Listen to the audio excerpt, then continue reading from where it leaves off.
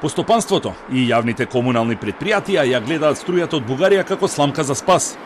И до 10 пати повисоки сметки за потрошена струја добиле дел од овие предпријатија, со што нивното на тамошно работење е доведено во прашање.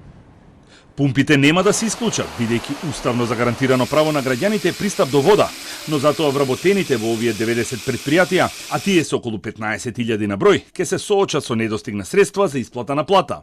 Од Сдруженијето на комунални предпријатија Атком побарале помош од владата, но засега од таму нема никаков повратен одговор. Тие тврдат дека доколку нема никаква помош, ќе се соочат со банкрот.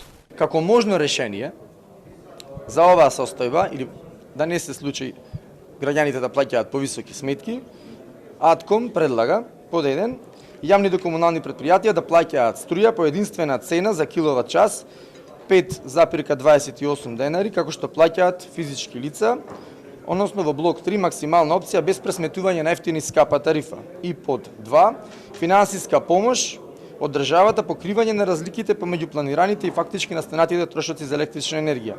Поскапувањето на услугите кои би ги плаќале граѓаните е една од можностите.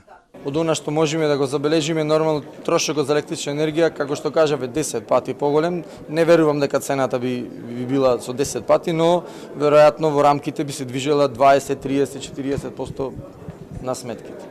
Председателот на регулаторната комисија Марко Бислимовски, кој денеска присуствуваше на дебатата на Атком, смета дека покрај струјата од Бугарија треба и комплетното домашно производство да им се стави на располагање на овие предпријатија. Драстично зголемување на цените на услугите ќе ја намали на платата. Регулаторната комисија за енергетика и да добие барања од страна на јавните комунални предпријатија нема да дозволи така драстично зголемување на цените за водните услуги. Регулаторната комисија за енергетика да определува крајната цена за сите водни услуги кои што ги нудат јавните комунални предпријатија.